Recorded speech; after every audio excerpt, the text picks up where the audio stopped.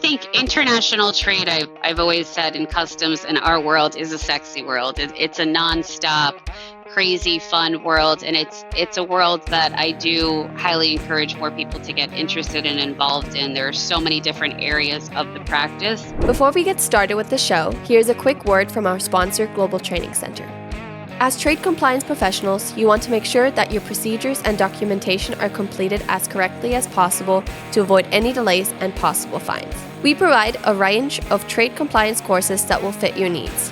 From in-person or web training to recorded on-demand courses, we can train one or even thousands on your team through your learning platform or on our portal. We can even customize a private session for your team. Go to globaltrainingcenter.com to find out more. Well, actually, this episode, which and then just so everybody knows, just I'm gonna set the stage here. This is one of our special episodes that we like to that we introduced, which is our folks, our Simply Trade folks, and really happy and excited for this episode, only because I've known I've known our guest for a long time, and I've seen her grow from diapers to where she's now. She's from a little pup. Yeah, exactly. And not literally, of course, but anyway. But I've seen her grow. I followed her career for a long time, and really admire her, and I really felt that her story would be really neat. I mean, we know the sassy and the sassy, but you're very outgoing, and you're very involved in the community, and you're an advocate for lots of different things. And speaking of which, and I know this is very personal for you, and I know for everyone, but I know you've been out in public and said that, we support and also feel strongly about what's going on in Israel as well. It's so bad and such a travesty that's going on over there. And honestly, I can't believe that's happening. And it's scary to think that can happen. And I know that's heartbreaking, close terrifying. To you. For yeah, sure. Exactly. And I know that's close to you. So anybody, just Andy, really you want to appreciate introduce those words of support as well. That it does mean quite a bit. We're seeing a lot of support from those that aren't specifically Jewish, and that does mean the most. It's actually really a wonderful thing to hear. So I really do appreciate those words. Yeah. Well, fun story. Where I live, in the town that I live, most Jewish people in El Paso live in the side of town that I live. And my kids literally grew up with 50% of their friends being Jewish. And so we got invited to a lot of Jewish. I happen to know a lot about the Judaism because of that, and my friends that are Jewish. So and matzo ball soup and gefilte fish, they're not foreign to you. And all the yeah, exactly. So and then, but also we compare a lot of how our religions are, Catholics and Jewish. I know they're not the same. I know we follow different Bibles and stuff, but it's very similar in the way we hold our masses and everything. It's very, because believe it or not, I think my daughter, for her quinceañera, she had, I think, 3 Jewish kids in her court, in her quinceañera, and they attended church with us. And, they followed the rituals and, of course, did what they had to without breaking any etiquette of the Catholic Church. But it's funny how they would say, that was a lot like when we go. Like a bat mitzvah. Yeah, exactly. And so anyway, it was fun. But anyway, so let's go on, Andy. So, by the way, we do have Jen Diaz here on our show. Hi there. It's a pleasure to be here. Thank you for having me back. I really wanted to dig in and talk to you. So with me, I've always been curious. So we have Jen Diaz. I know you're Jewish because you're very active in social, and you're not shy about saying it, which is great. And you're a female. So I'm not going to say there are 3 strikes against you. I like to call it three advantages. Short, Lalo. I'm also really short. I'm also short, so it's kind of like 4. You're like my wife. I call my wife my chaparrita. So that's you and her are about the same height. That's right. That's right. So being all 3, and I don't know. I'm really fascinated by this. I guess so. Let's start in the beginning. So you are Latina for sure, right? Sure. I mean, I'm happy. I'm happy to get into some details. I think a lot of people are always mysticized. And when I grew up going to bat mitzvah school, there was Jewish school and such. I grew up on Miami Beach, and within the school, even with my own Jewish school, I was always, "Are you sure you're Jewish? Are you sure? What is Diaz? What's going on with that?" So right. if my own Jewish peers at a young age were to say, "Are you sure you're Jewish?" I can only imagine what the world, this day and age especially, thinks and or wonders, because names can be deceiving. So in the Jewish faith, your religion is passed down via your mom, but your last name is passed down via your dad. My biological father is not Jewish. My stepfather, who raised me since I was 12, is Jewish. Their names Diaz, and my stepfather's last name is Melceras, but my mother's maiden name is Walensky. If I was Jen Walensky, nobody would be doubting my Jewish heritage and faith. So my ancestors on my mother's side are Russia, Poland, and they came to the United States many, many years ago. My grandmother actually grew up in an Orthodox Jewish home, and she was a trailblazer. So the sassiness that I have is absolutely guaranteed to come from her line. She was in her mid-20s when she got married for the first time, and she was born in the 20s. So she was an old maid, and she was ridiculed for not needing to get married when she was 19. She worked, always had a job, and sometimes more than one job. She divorced, she moved her kids across the country, she got remarried, and importantly, she also ate pork. She got her Orthodox Jewish mom to try freaking wonton soup. She was like, "I don't know what you guys are doing, just eating this gefilte fish and matzo ball soup and enjoying all this Jewish food, but let me introduce you to Chinese food." My grandma was the one who, on her, in her last years while she was in a nursing home when she needed advanced care, she was the one who wasn't afraid to use a phone book. She called for delivery of Chinese food whenever the hell she wanted. So she was the one, like, you think I'm eating that cafeteria food? You've got another thing coming, baby. I'm in the mood for my wonton soup today. Not happening. So she was the one who was adventurous, loved cruises, and loved, she's the one who really meant a lot to me growing up and gave me kind of a love for part of our culture. You don't lose your culture, you don't lose Judaism. So most of our events in Judaism tailor around food. So shocking, we're all about food. So that is very similar to all other faiths in regards to gathering around a table and celebrating a meal together when people are happy and or sad, when we're celebrating a marriage, a life, a bat mitzvah, coming of age, a death. It always centers around food and getting together in our culture. So I think that's incredibly relatable. And I've named my daughter after my grandmother, my trailblazer, and hope that continues. So Diaz, and more so in regards to my upbringing, my Cuban stepfather came from Cuba as a teenager, and he came with nothing. And did not have family supporting him when he was here, was in a foster care program, came with an organization called HIAS, which is an organization that is really amazing, and it helps people leave countries that they need to leave and resettle, and helps them get a start. And my stepfather really needed that start, and it was really great that they were able to work with and place him in a home that was supportive and able to help him. He came as a teenager, so he graduated from high school. He doesn't have a full college upbringing, but he was a badass entrepreneur. He started from absolutely nothing, cents in his pocket, and he wound up owning stores. He did the import-export thing, the real estate thing, the business thing, the clothing store thing, you name it, he did a thing. There was a thing for a thing for a thing, whether it was real estate or anything. So from him is where I really credit my crazy work ethic, because for him, it was a 7-day-a-week work week as an entrepreneur. If he closed the store, it was for a Jewish holiday. It was a Rosh Hashanah or Yom Kippur or something significant where he was closing the store, and he did it all by himself. There's no one else helping him in his store. It was him. he was the one placing the orders. He was doing his merchandising, and you would see his store windows. They were definitely, you know, when a woman has a touch to make a store window really cool and nice, he had boxes and boxes and mannequins in the front, you know, and it looked like a man did it, you know, but the importance for him was always on making sure that I had my faith.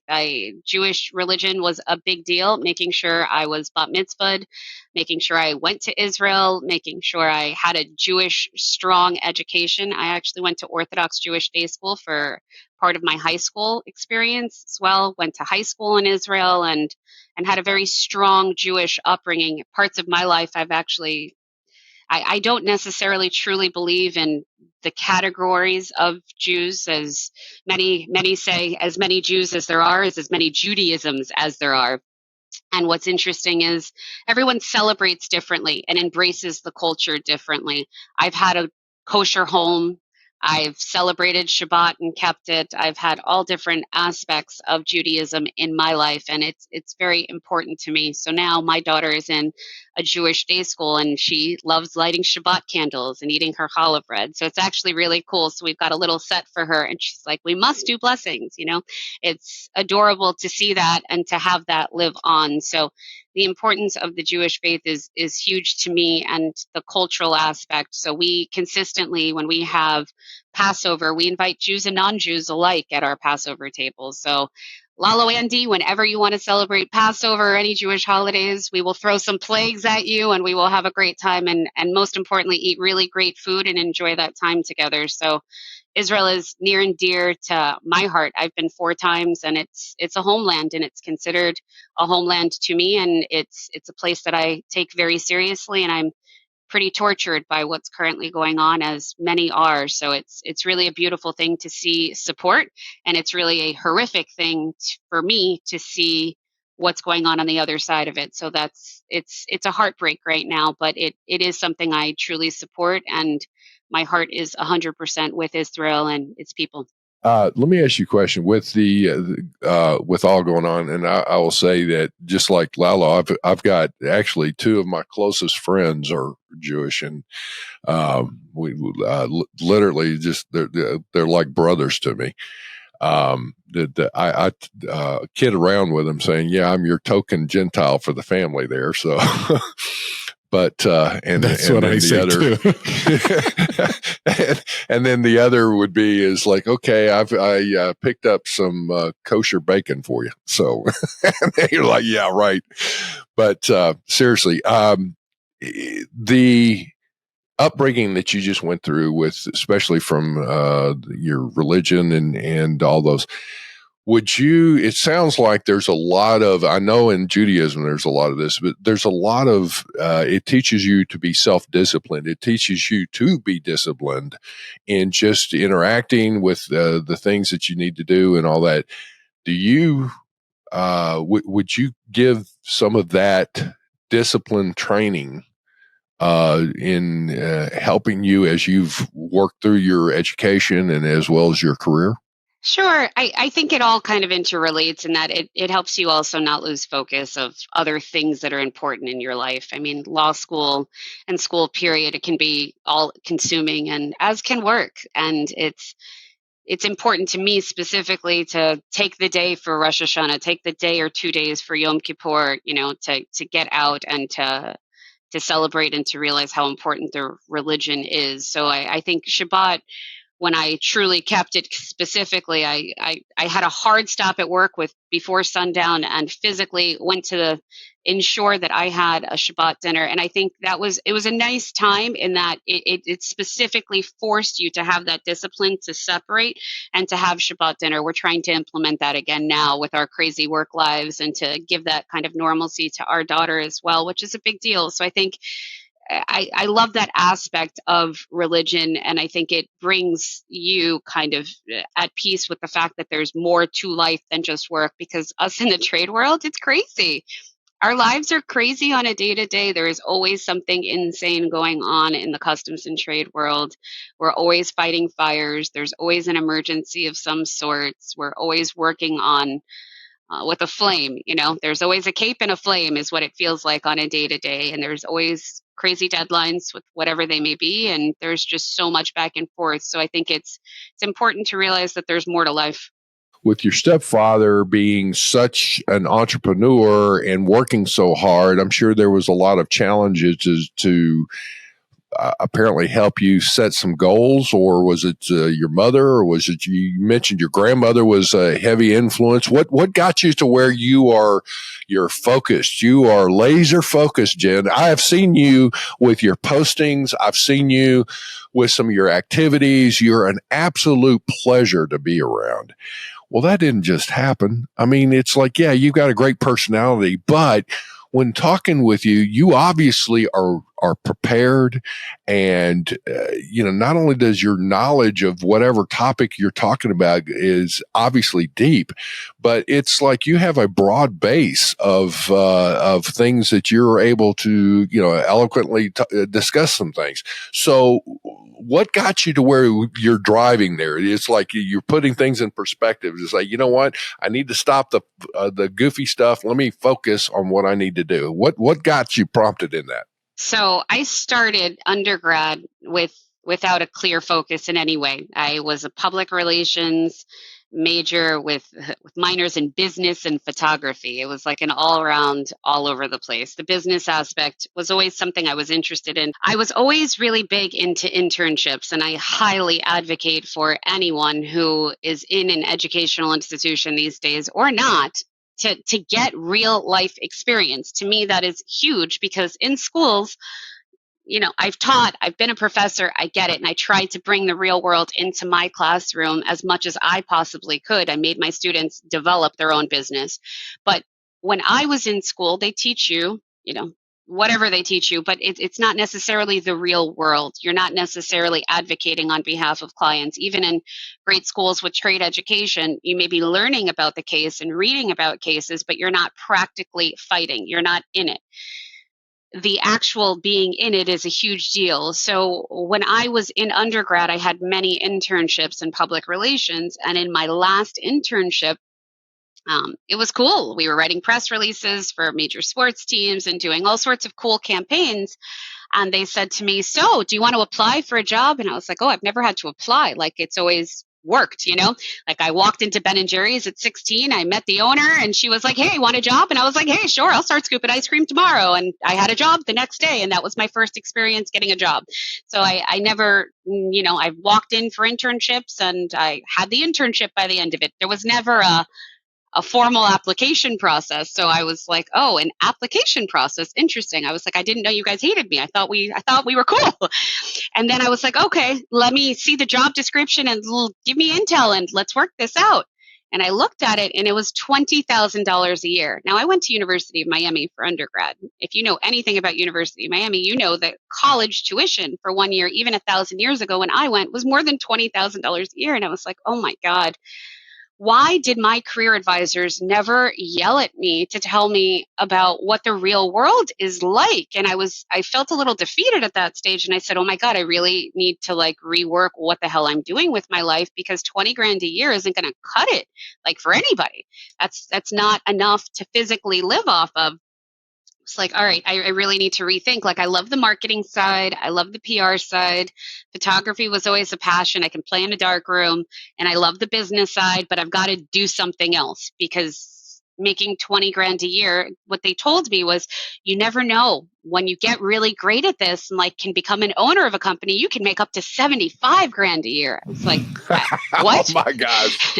I was like, why are these not conversations that people are having while they're talking to their career advisors in advance of picking a freaking major? Let me show you what median and high-low salaries are for this region. That should be a standard part of the discussion.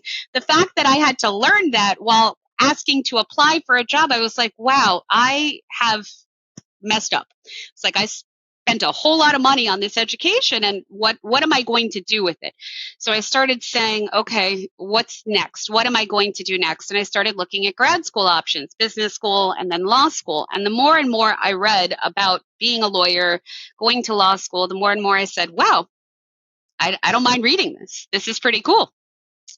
And I was not an avid reader at any point. So this was finally my first kind of foray into, all right, I'm reading a gazillion pages and I'm not dying. I'm not bored to tears. I don't want to shoot myself. Like, this is pretty good. I can do this.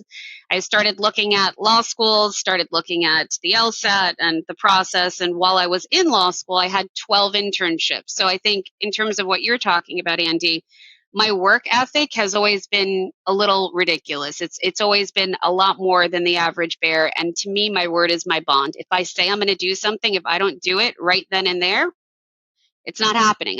So you'll always see me specifically keeping my word.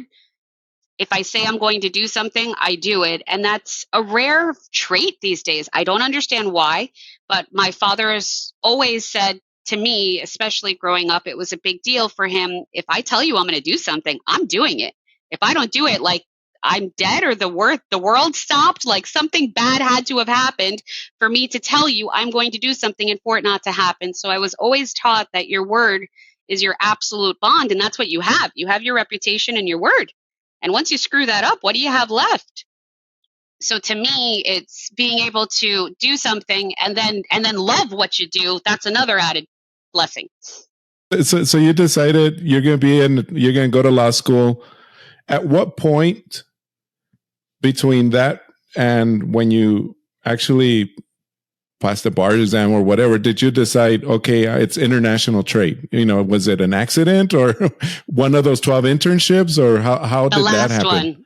Okay. You're right. So when I started law school, I didn't know what law really meant or what the practice was. I was an Ally McBeal lover, a Law and Order lover, and it's TV. It's not the real world. I love Suits. I love all the legal shows and I'm glued to them, but it's not the real world in our day to day. So I had internships with judges, and I saw criminal, I saw civil, I saw real estate, entertainment law, landlord tenant, like you name it, for all the different aspects, because I needed to understand what I didn't want to do. And I think that's one of the most important lessons when you're trying to figure out what your calling is and what you really want to do, is to learn, importantly, what you have no freaking interest in, what bores you to tears or what breaks your heart open. Like, I sat in a courtroom listening to death penalty cases and what these people were convicted of, and I just wanted to die in the side. And I was like, I can't listen to this. I can't see this. So right then and there, you can't deal with personal injury if you can't see blood. You can't deal with criminal law if you can't see blood. Like, that takes out two big core areas of law that are gone. So I realized that I was not a courtroom person. I was more of an administrative law person. I wanted to fight on paper and not in a courtroom. So that also takes away a lot of areas of law. So I think it's, once you start figuring out what you don't want to do, that helps. And my last internship was actually an accident. So in law school, I actually paid to be an intern. So a lot of people have comments and feedback about programs like this because there are a lot of movements for interns to get paid. And in reality, you don't necessarily know what you're doing and have a whole lot of value to add yet. You're learning and trying to soak up whatever you can like a sponge. But I paid college, law school tuition to be an intern. And my last internship was at Becker and Polyakov, where I started my career. And I thought it was going to be in the business department. And I walked in and it was international. And I was like, oh, okay, what's that? I didn't really understand what that truly meant at that time. And it wound up being one of those areas where once you were in it, every day was a little different. It was always crazy. You were always learning something new. Even almost 20 years in, every day, I'm consistently learning something new. You're consistently brought back to the regs and statutes. You're consistently saying, oh, God, that's right. Let me relearn this. And you have to look at 18,000 things again and again and again. And every day there's something crazy and new going on. I mean, in the last 5 years, what's gone on with China, and everybody having to learn exclusions, and now what's going on with forced labor. There's every day you have to keep your eyes open and learn something new and be willing to embrace the learning of something new, which is what I love. It's not monotonous. Every day isn't the same. So when I started the practice, I fell in love with it and said, oh my God, how long is it going to take me to really understand this? Like, when I grew up on Miami Beach, our balcony overlooked Port Miami. I had no idea what we were overlooking. I didn't understand containers and gantry cranes. I didn't understand how port operated. I didn't understand anything. Why would I? I mean, the average person doesn't know what a container is and how goods actually physically get to their store. They don't care. They just want the goods in their store and they want Amazon to get it to them now, you know? They don't necessarily think about it. And I was very much amongst the masses. I didn't know what an HTS was. And ask our neighbors, you know, how many of them know anything about international trade? Nobody does. So within 5 years in Florida, they have what's called the board certification exam, where you can hold yourself out as an expert. So going full circle to where we kind of started, I'm a woman, I'm short. You know, I very much don't look like a white American. I look like something else. So it's you know, you have to figure out how you're going to enable people to trust what you say and the advice that you give with what you look like and what you have. So board certification was an important tool for me to help distinguish myself as an expert in the profession, given that I'm a short female. And people have a lot of questions and will want to be sure that you're the right person to get the job done. So what I personally love most about this area is that I can be talking about FDA, CPSC, EPA, FMC, TTB, TSA, all of the different federal government agencies on any given day. We can talk about ITAR, we could talk about BIS, we could talk about any of these conversations with these other agencies. And I understand the underlying issues that need to happen and what we need to do to maintain compliance. And importantly, most people come to me when they screw up, when something's wrong and when there's a fire, which is typically when people want to pay lawyers, right? I mean, that's not exactly an unknown for everyone. But to me, being able to truly take courses, now give courses, and being able to truly understand how our government works and how our federal agencies work, and more importantly, the underlying issues that our clients need to face, that's what kind of keeps me going personally. I think all of those things are really interesting, and I think it's always fun to learn new things. And if you don't have an open mind, you're not open to learning new things on an everyday basis, you're not going to survive in our crazy international trade world. There's so much stuff that is going on in today's world. What is an average day for you? I mean, we could get into a few things and into details of, you know, this issue, that issue. It's like, no, how do you keep yourself up to speed? I mean, there's only so much a person can actually read. So do you have your staff help you on some of this? What is an average day for you? Sure. I, like everyone else, have a whole lot of content that comes to my inbox that I look at, and I see a lot of government agency source info as well that I'm consistently looking at. We've got a whole database of sources that we look at and that I have my marketing team look at. So my marketing team on a daily basis is looking at all of the sources. On a weekly basis, we're putting together the content of what's relevant from the different government agencies. Like Customs just came up with an e-petition filing, and they didn't post a notice, but I wound up seeing it from one of my 1,000 sources and then started looking into it and asking questions. And now we just posted a blog on it, and that's how content is created. So that is always a part of the day. Then there's organizational involvement. I'm heavily involved in 10 different organizations in typical board positions on majority of those. So could be communicating with anyone from, for example, the Florida Customs Brokers and Forwarders, and planning different events and educational events. We just had one on FMC related topic. Now we're having the next one an FTZ related topic, and so on. And then there's obviously client work and client onboarding. So part of the day is client consults and part of the day is client meetings, and balancing everything in between. So the marketing is a huge part of our practice, and we're always looking at new content. And that's how I try to stay abreast of what's going on. Like for FDA, we're on top of MOCRA and like what's going on with the cosmetic industry and so on. And every day there is something. So I try to make sure that we are following all of the things that we need to follow that are core to our clients and our practice areas, and publishing those as well as servicing our clients. So the balance of all of that with running a firm, with managing other attorneys, with managing our practice and keeping business ongoing is always a fun challenge. And Jen, so we hear, like, I know you're very active in a lot of, even outside of the boards that you talked about, like trade boards, but you're also active, in like the Humane Society, stuff like that in the community. And I'm also room mom, Lalo. Oh, you have to be a room mom. Those are fun. I used to be, I was in a program where it was called, oh gosh, they're going to kill me. My kids were in elementary school, but it's where dads would go once a month to read books with them. Oh, I love that. Yeah. I've actually been advocating to get us back in the classroom, but the current state of affairs outside is not making that easy. But it would be nice to be able to see more of that. I'd love to see parents back in the classroom and reading. I love seeing those photos. So yeah, so that's what I was. I was the dad's reading books or something. I don't remember. It was something funny like that. But anyway, yeah. So that I used to go and read stories and stuff to them. But anyway, so let's go back a little bit. We're talking about like all your wins and how your advocacy and everything. But let's learn a little bit about how something may have made you grow, right? I mean, like surely there was something that early, especially in your career, because you're barely getting started, that maybe you made a mistake or you something we learn from our mistakes, right? Life-defining moment. Like, was there something like, yeah, like something that might have happened that you might have done wrong or missed, or something that you learned from and made you who you may be today? Even, I mean, I don't know. I mean, who knows?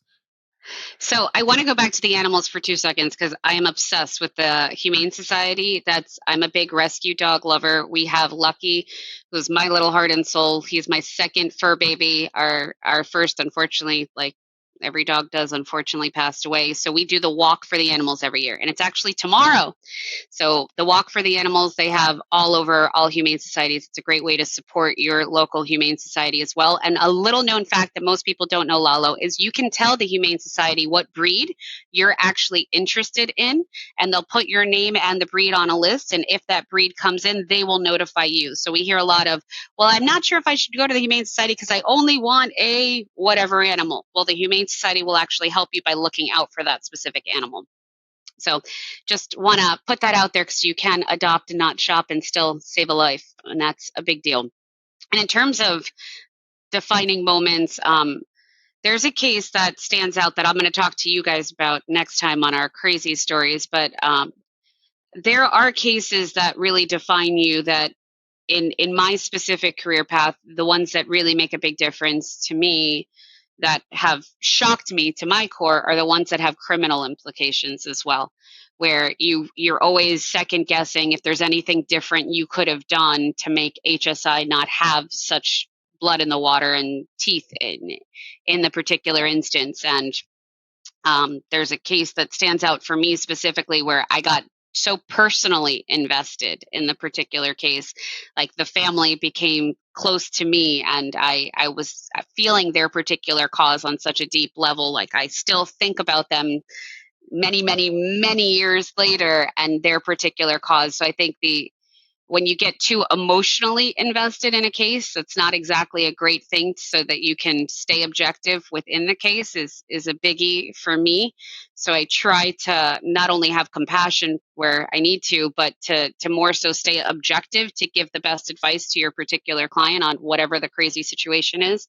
We are seeing a lot of crazy enforcement issues these days. So I think it's a biggie. And for that particular client, I'm always curious about how else it could have gone. What other results could have happened. Ultimately, it wound up being a mostly success story. I know that after the fact, the family had reached out consistently and said that a lot of really positive things about the way in which it was handled, but I'm always second guessing, like, could anything have been better? Could we have done anything differently, and could anything have been better? So I try to analyze the hell out of cases as I'm going through them to make sure that we're getting the best result that we can get for the client and not leaving anything on the table where we don't have to while we're going through the case. And that's kind of stuck with me in that regard. Right. Well, that is something there that anybody that is an effective attorney or professional in whatever profession you're in is, okay, I always say this: you enjoy the win, but you learn from your losses. However, at the same time, even with your wins, if you're analyzing it, woulda, coulda, shoulda, is there a way to have done something better or come back and look at it? So you're just refining your craft, if you will. And I salute you on that one. What about your legacy? What would you like to have as your legacy, Jen, in whether it's in professionally or whether it's the home? Probably is going to be more family related when it comes down to it. But, what about that? It's a great question. I'm just starting to think about that. Apparently, I'm starting to get older. Who knew? So I know it's insane. This whole aging thing is not cool. Not cool. But as I think about what's next, I mean, I would love my daughter to take over a practice, but I think I've got many, many years, and I waited way too long to have a child in life to make that an easy transition. But it would be really cool to see DTL live on post me, if that is a possibility. That would be really, really cool. Not sure that that's something that can or will happen. Nobody knows. We'll never know. But that would be an interesting, really cool thing in my book. Otherwise, I want to ensure everybody has a home, no matter what, with or without me.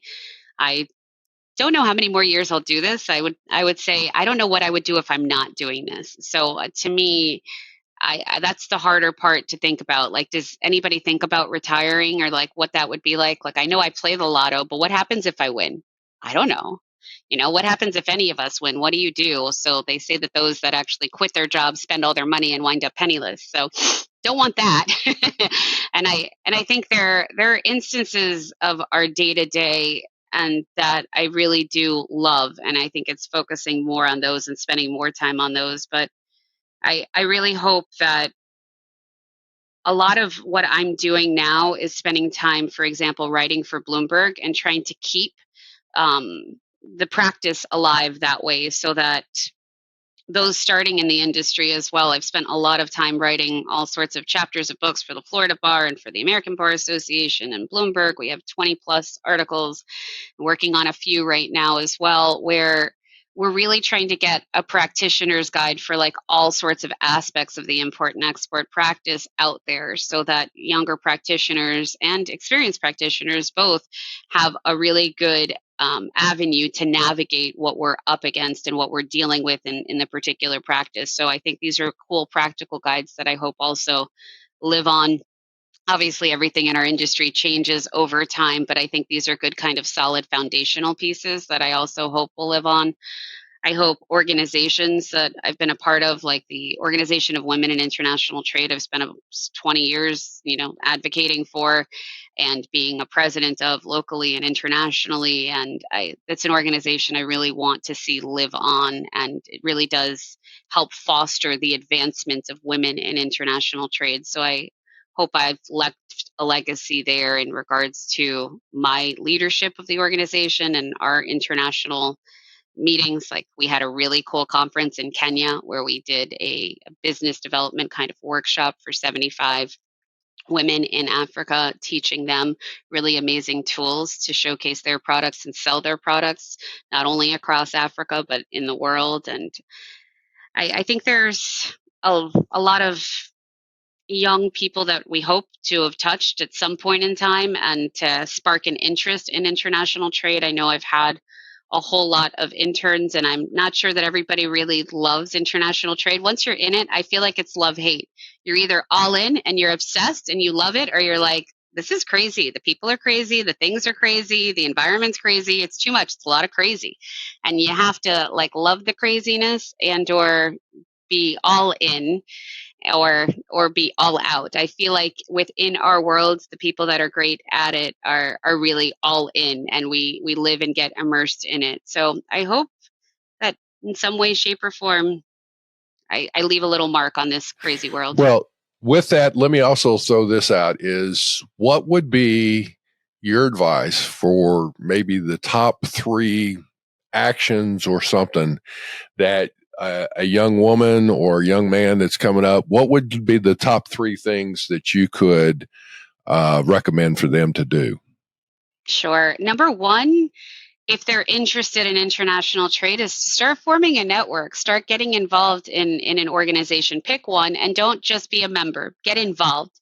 Do something, mean something, meaning, for example, Florida customs brokers, national customs brokers, everybody needs volunteers. There is no nonprofit organization that's going to say, no, we're really not interested in your help at this time. We're good. We've got it all covered. Nobody would ever say that.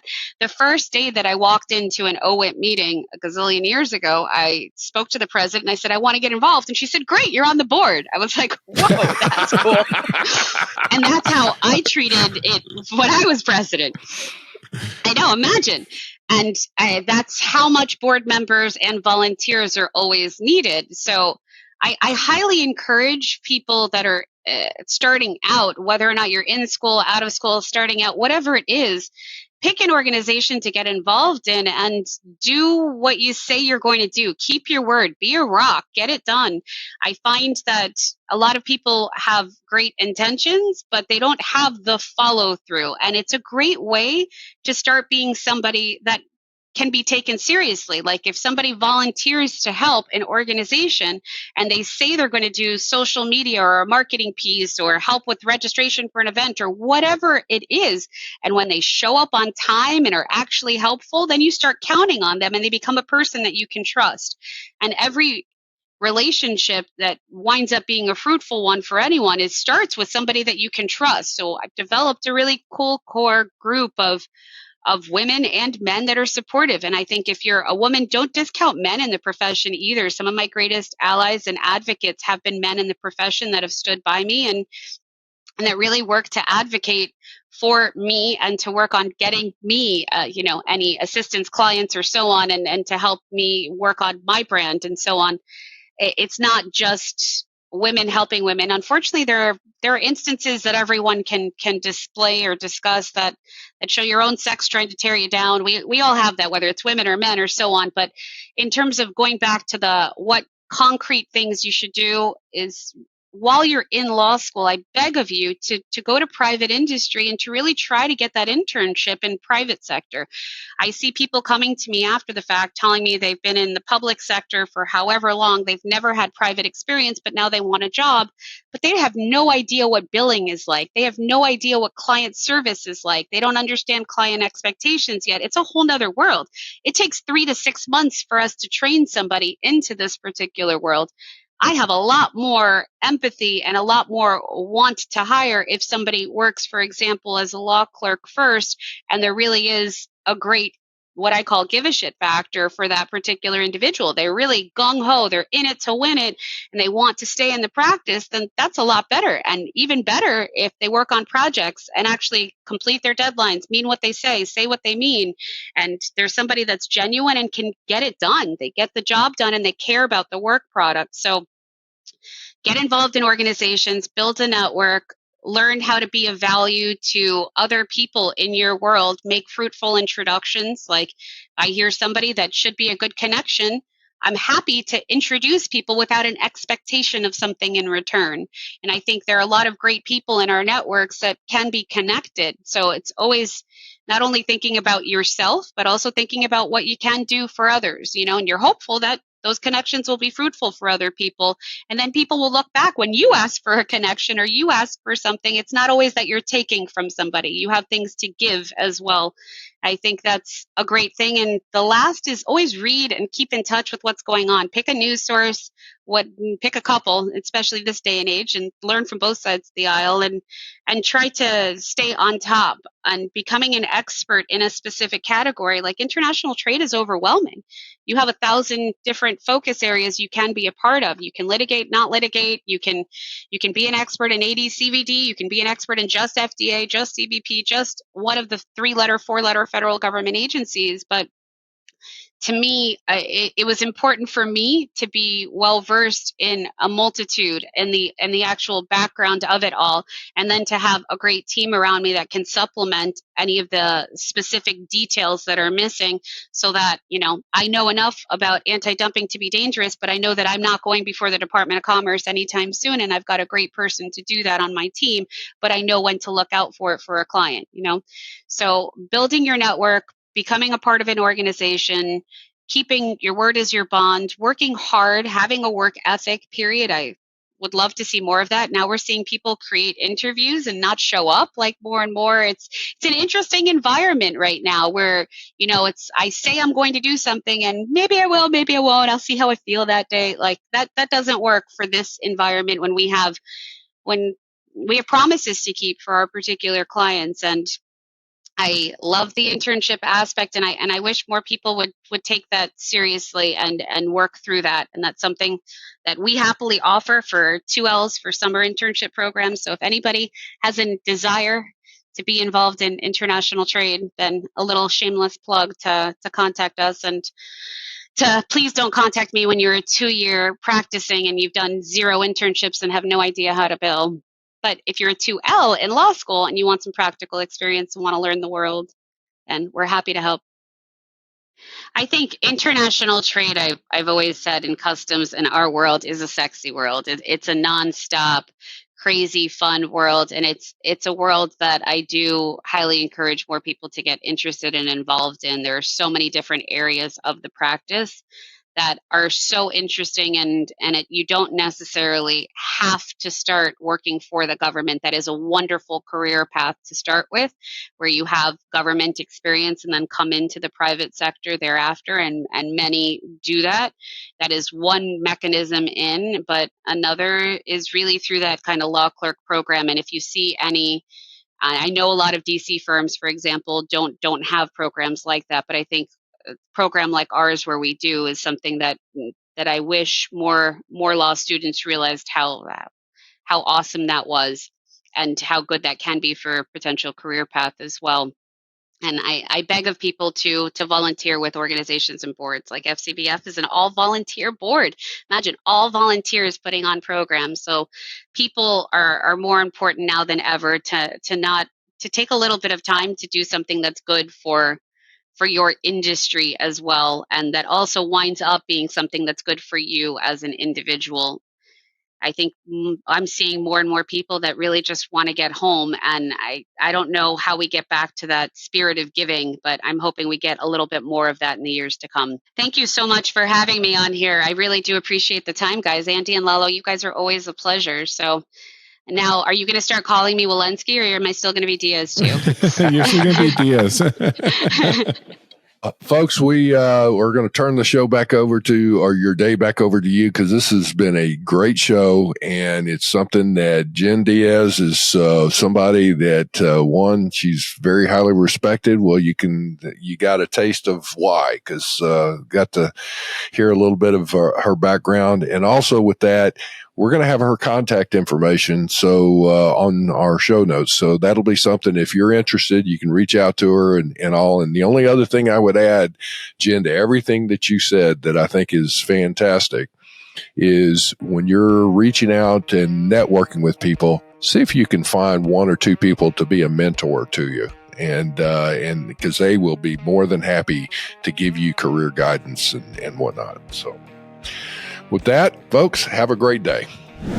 Thank you very much for joining us. Simply Trade is brought to you by the generous contributions of Global Training Center.